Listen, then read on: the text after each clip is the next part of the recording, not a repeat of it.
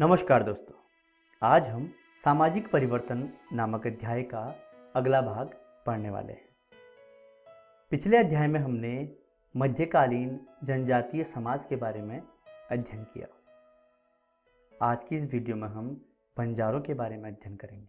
उसके बाद सामाजिक परिवर्तन और जातियों के बारे में चर्चा करते हुए झारखंड की जनजातियों का अध्ययन करेंगे। तो चलिए शुरू करते हैं आज का अध्याय।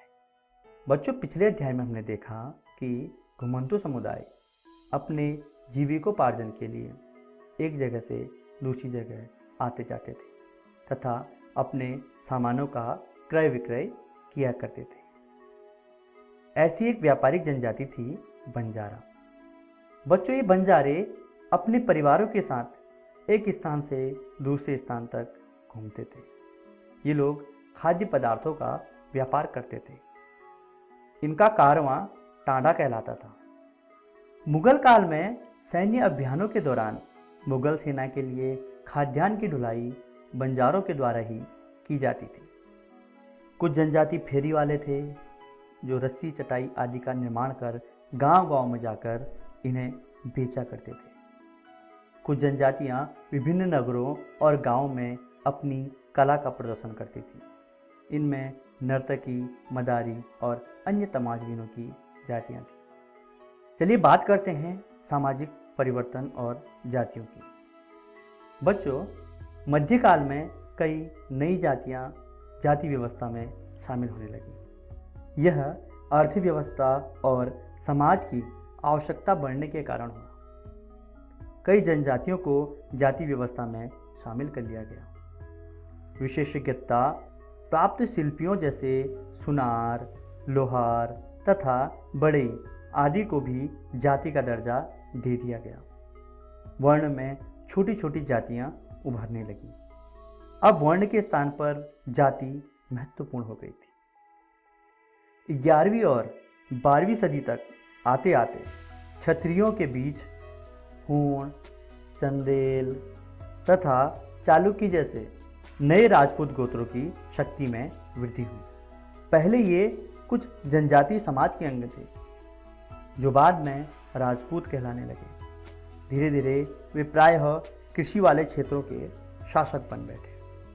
शासक के रूप में राजपूत गोत्रों के उदय के उदाहरण का जनजातीय लोगों ने अनुसरण किया। बाद में कई जनजातियां जाति व्यवस्था में शामिल हो गईं, लेकिन प्रमुख जनजातीय परिवार ही शासक वर्ग में शामिल हो पाए।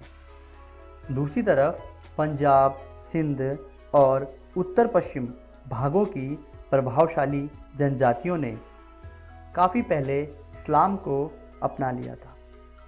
वे जाति व्यवस्था को नहीं मानते थे। कुछ जनजातियां पूर्ण रूप से शक्तिशाली हो गई थी। उदाहरण के लिए 15वीं से 17वीं शताब्दी के बीच गोंडवाना नामक विशाल वन प्रदेश में अनेक गोंड राजवंशों का शासन था। यह गोंडवाना क्षेत्र वर्तमान में मध्य प्रदेश, महाराष्ट्र, आंध्र प्रदेश और छत्तीसगढ़ राज्य का क्षेत्र था। गोंड इस क्षेत्र में रहने वाली जनजाति थी जो स्थानांतरी खेती कर अपना जीवन व्यतीत करते थे। गोंड जनजाति छोटे छोटे कुलों में विभक्त थी। प्रत्येक कुल का एक राजा होता था। जब दिल्ली के सुल्तानों की शक्ति घट रही थी, तब कुछ बड़े गोंड राज्य छोटे छोटे सरदारों पर हावी होने लगे थे तथा इनकी प्रशासनिक व्यवस्था केंद्रीकृत हो रही थी। ये पुनः 84 और बरहोतों में विभाजित होने लगे थे। 84 गांवों का समूह था। एक 84 में 7 बरहोत होता था। बड़े राज्यों के उदय से गोंड समाज में परिवर्तन होने लगा। उनके समाज में अब असमानता फैलने लगी। गोंड सरदार अब राजपूतों के रूप में मान्यता प्राप्त करने लगे। इसलिए गोंड राजा अमनदास ने संग्राम शाह की उपाधि धारण की और अपने पुत्र दलपत की शादी महोबा के चंदेल राजा सालवाहन की पुत्री राजकुमारी दुर्गावती से करा दी। दुर्भाग्यवश राजा दलपत शाह का निधन हो गया। उस समय महारानी दुर्गावती की गोद में 3 वर्षीय वीर नारायण ही था। अतः रानी ने अपने पुत्र को सिंहासन पर बैठाकर उसके संरक्षण के रूप में स्वयं ही शासन संभाल लिया।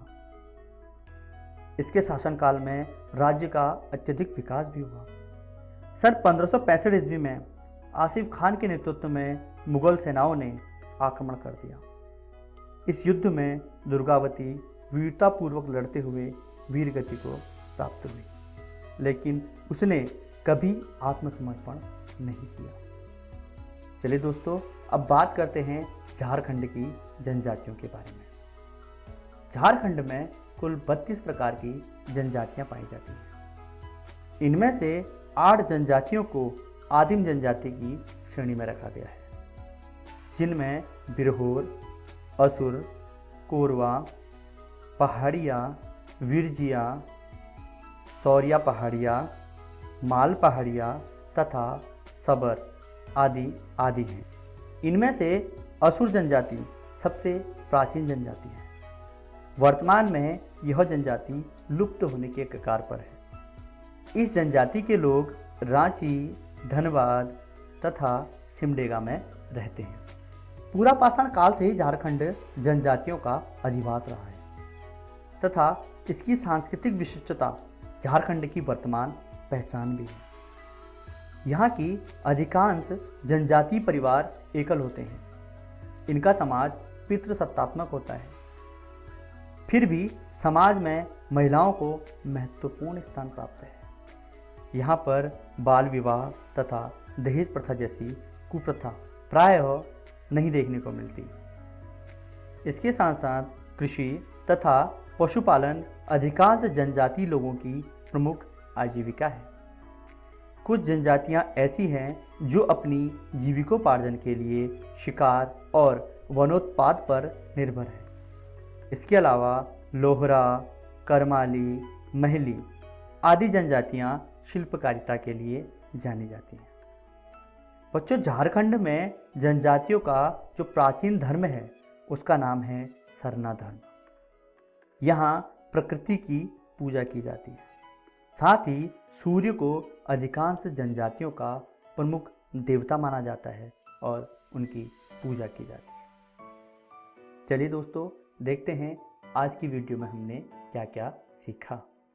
आज हमने बंजारों के बारे में अध्ययन किया, उसके बाद सामाजिक परिवर्तन और जातियों की चर्चा की, साथ ही झारखंड की जनजातियों के बारे में भी अध्ययन किया। आशा करते हैं आपको यह वीडियो बहुत पसंद आई होगी। धन्यवाद।